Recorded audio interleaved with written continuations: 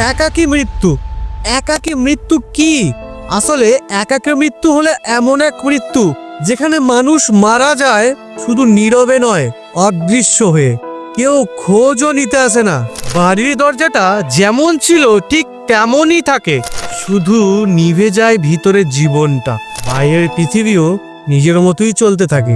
জাপানে একা থাকা মানুষের সংখ্যা দ্রুত বাড়ছে, বয়স বাড়ছে, পরিবার ভেঙে যাচ্ছে।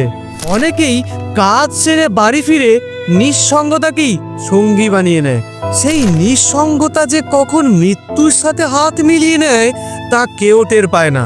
2024 সালে জাপানে প্রায় 76,000-এরও বেশি মানুষ এভাবে মারা গেছে। তাদের মধ্যে অধিকাংশই হলো 65 বছরের বয়সী।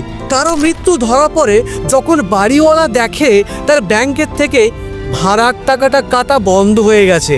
কারো মৃত্যু ধরা পড়ে যখন প্রতিবেশীরা শোনে মাছির গুঞ্জন, অথবা দরজার নিচ থেকে আসা পচা গন্ধ ভেসে আসে। একটি ঘর একদম ভিতর থেকে চুপচাপ। মেঝেতে পড়ে আছে একটি ম্যাট্রেস, ময়লার দাগ, ধুলোমাখা কম্বল, অর্ধেক ভাত, আর এক অসম্পূর্ণ জীবন। প্রতিটা চিহ্নই বলে এখানে একসময় কেউ থাকতো, হাসতো, রান্না করত, কিছু স্বপ্ন দেখতো। তারপর একদিন সব থেমে গেছে, তাই আর সেই থামার খবর কেউ নেয়নি। জাপানের সমাজে এরকম মৃত্যু প্রায়ই ঘটতে থাকে। যে মৃত্যু কেবল শারীরিক নয়, এটা এক সামাজিক মৃত্যুও। মানুষ যত ব্যস্ত হচ্ছে, যত একা হয়ে পড়ছে, তত এরকম মৃত্যুর সংখ্যা বেড়ে চলেছে। কিন্তু এ শুধু জাপানের গল্প নয়, এ আমাদের সবার জন্য একটি সতর্ক সংকেত। কারণ নিঃসঙ্গতা যখন মানুষের জীবনে দৈনন্দিন অভ্যেসে দাঁড়িয়ে যায় না, তখন হারিয়ে যেতে মাত্র কয়েকদিনই সময় লাগে।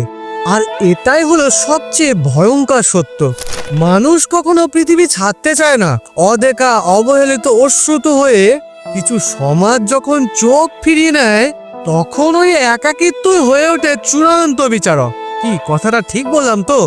অবশ্যই কমেন্টে জানিয়ে দিও তোমাদের ভিডিওটা কেমন লাগলো, আর ভিডিও লাইক করে শেয়ার করতে ভুলো না। আর চ্যানেলে নতুন এলে সাবস্ক্রাইবটাও করে দিও। দেখা হচ্ছে পরের ভিডিওয়ে।